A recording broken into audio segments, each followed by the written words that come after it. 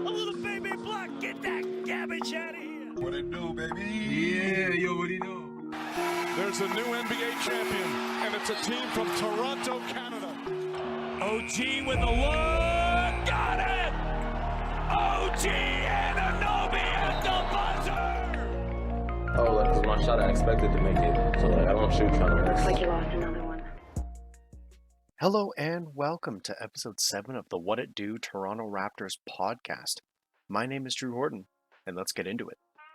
After an embarrassing loss to the Minnesota Timberwolves, the Raptors responded with back-to-back wins against the Milwaukee Bucks, handing them their 4th and 5th straight losses. In the first game against the Bucks, the Raptors won by a score of 124 to 113, led by Fred VanVleet's 33 points. Despite Giannis putting up 34, the combined contributions of Pascal, Lowry, Boucher, and Anunoby were enough to outscore the Bucks. This game was close throughout, as the Raptors only pulled away in the fourth quarter. This game could have gone either way, but the Raptors had a few more possessions, shot a little bit better, and that was the difference in the end. They were able to go 39% from 3 and 50% from the field overall, and that was enough to stymie the Bucks. Game 2 was more of a defensive effort on the Raptors' part, as they won by a score of 110 to 96. Anytime you can hold the Bucks under 100 points, that's always a good day on the defensive side of the ball. Giannis did put up 23 points, 12 rebounds, and 8 assists, but he did so on 40% shooting, and no other player on the Bucks scored more than 14 points. Toronto, however, got big nights from both Norman Powell and Pascal Siakam. Powell had 29 points on 75% shooting, and Siakam had 27 points on 50% shooting. Very good outings for both of them against one of the top defenses in the league. OG Anunoby has looked good in his return from injury, as he's been playing very good defense. His shot will come back, but he's been making very nice reads on the offensive side of the ball through his passing, ball handling, and his backdoor cuts. Unfortunately, as we get OG back in the lineup, Kyle Lowry went down in the first game against the Bucks. He should be okay to go soon. He is just day-to-day with his ankle injury, but in the meantime, the Raptors have recalled Malachi Flynn from their G League affiliate, the 905. One nice positive takeaway from the second game against the Bucks is our bench play. Chris Boucher put up 8 points and 7 rebounds, and Aaron Baines and Matt Thomas were both huge pluses. Baines at plus 19 and Thomas at plus 13. These guys don't have to be pouring buckets in, they just need to be serviceable and keep it close. Truth be told, at this point, the Raptors only have 6 guys they expect to contribute night in, night out. And if anyone else steps up for a big game, that's fantastic, but they're really just looking for them to keep it close and not blow leads or put the starters out of reach. They don't quite have the same talent level as they have in the past couple of years, with the departure of Danny, Kawhi, Gasol, and Ibaka. They just don't have the depth that they used to. Their top 6 is still really good, but after that, there's a fair drop-off. Now the Raptors are in 6th place, and I think that's where they're probably going to hover for the rest of the year, 5th or 6th. I think they're going to be fighting with the Pacers for that slot. They're a good team, but not a great team. They just don't have the talent to make a championship run right now. They'll be a tough out for whoever plays them, and they'll be one of the worst first-round teams to go up against. And nobody wants to play a team that's this well coached, this well disciplined, and has such high effort at all times. They won't be beating the likes of Milwaukee, Brooklyn, or the Sixers in a 7-game series, but those teams will wish they had somebody else in the first round. There are really 3 tiers of playoff teams in the East this year. There are the teams that are going to get 7th and 8th, who are sort of going to be fodder for the top teams. Then there are the Raptors and the Pacers, which are likely going to lose in the first round, but they're going to be a tough team to out.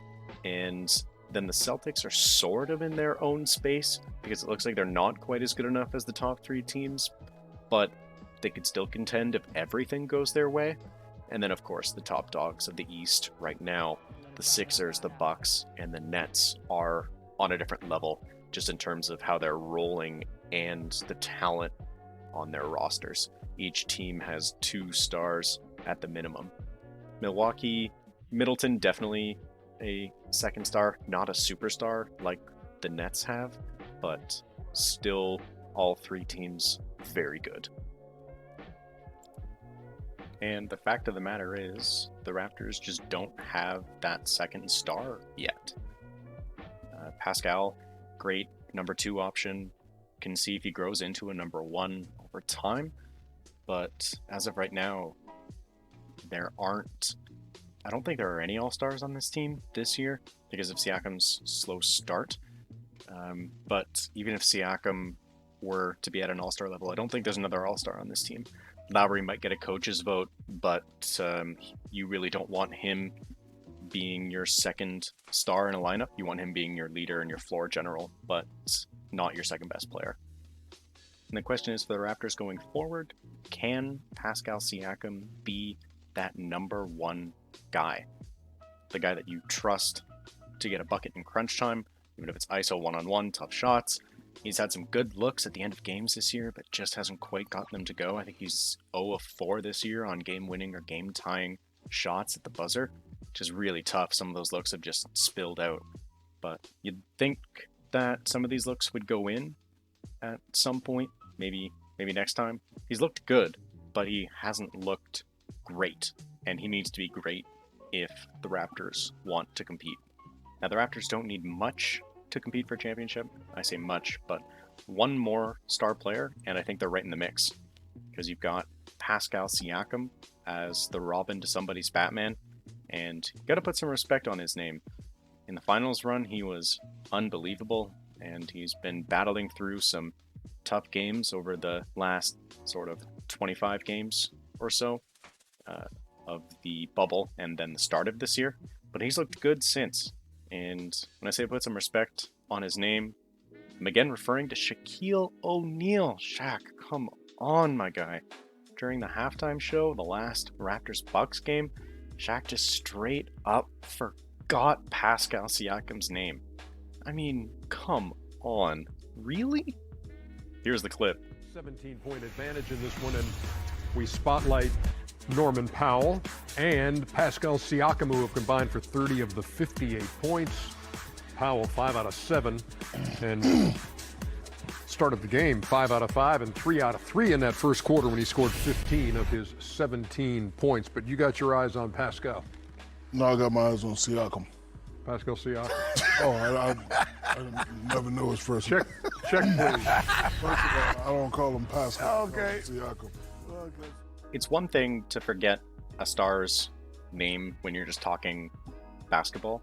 It's another to forget on live TV when you have hours and hours of prep, notes in front of you, and you're watching or supposedly watching the game that you're doing the halftime show for. And on top of that, Ernie said Pascal Siakam moments, seconds before Shaq just forgot it. Oh, Shaq, come on, man. I think that's Shaq and a fool worthy, but that's just me. All jokes aside, Inside the NBA is the best sports talk show on TV. The 4 of them are just an absolute riot, and I don't want to disparage Shaq in any way. Don't want him to start a Twitter beef with me, especially because I don't have Twitter, so I probably wouldn't win that Twitter beef, or any Twitter beef, as I'm thinking this through out loud. Now, at the end of the episode, just a few quick shout-outs. One to Tom Brady for again defying Father Time and for looking like he's integrated himself into Florida with how he was at the parade. Attaboy, Tom. Attaboy. We know he was having a good time because he let out probably the first drunk tweet of his life at age 75. Wow. He may need a chair to get up the stairs at home, but he still throws a football better than anybody. Congrats, Tom. You deserve it. Another shout out, this time for the NHL. Congrats to the Toronto Maple Leafs for being in first place in the entire NHL. They've had a very hot start to the season, and they look really good. They may be playing in the weakest division It's hard to know because there's not a lot of intermingling between divisions because of the COVID regulations this year in the NHL. But you got to play who's in front of you, and they've been beating the snot out of everyone in front of them. They're currently sitting at 13 wins, 3 losses, and 2 overtime losses for 28 points. They've scored 67 goals in 18 games. Their offense is on fire. So congrats to them. Hopefully they can keep it up. I'd love to be watching the Leafs and the Raptors come playoff time. It's always nice if you can get both teams in there. So keep it going. Go Leafs go. Thank you for listening to episode 7 of the What It Do Toronto Raptors podcast. As always, I've been your host, Drew Horton, signing off. Peace.